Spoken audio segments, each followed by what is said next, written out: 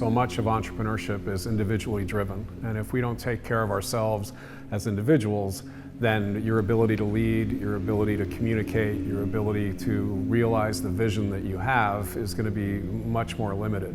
The motivators and the drivers and often the root core purpose of that business are going to be social injustice, a social need, and so the emotional pressure can be even greater for a social entrepreneur. Mental health is a global crisis.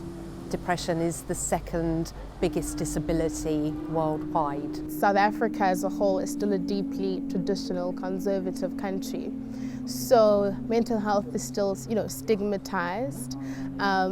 People don't kind of go and seek out medical help. They don't believe in that. In Brazil, there is a very dark legacy of cruel institutions that have simply locked people away for issues around mental health. The mental health is quite a problem in Indonesia because we cannot say what exactly happening within us, because you should not do that. You should be okay in front of everyone.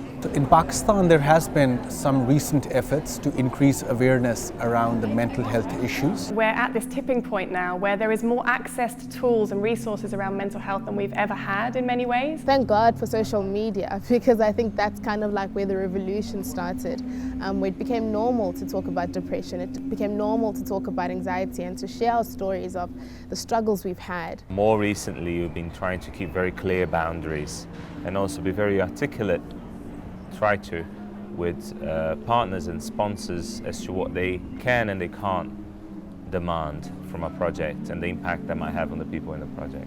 I did start to tell some of those kind of stakeholders that I was having a really difficult time. Some of them I said what was going on to, some of them I didn't. But that instantly made me feel less lonely. And I was very surprised actually at how understanding a lot of those stakeholders were. Starting to be vulnerable kind of encourages other people to feel okay being vulnerable, but it also encourages them to step up to the plate in terms of the support that they might be able to give you.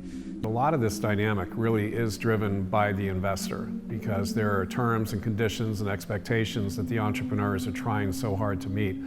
I think the better investors are ones who recognize that and are focusing almost as much on the entrepreneur and their team as they are on the team's ability to execute against a strategy or certain deliverables. If you know a founder, if you know someone leading or starting up or scaling up a business, whether it be a social purpose-led business or not, asking them how they're feeling today, how they're feeling at the moment, how they're really feeling is the most important thing. It has always been a team game, and we need to surround our individual entrepreneurs with teams that are supportive of each other and recognize that creating value and sustainable organizations is something that we do together. It's not something we do alone and apart.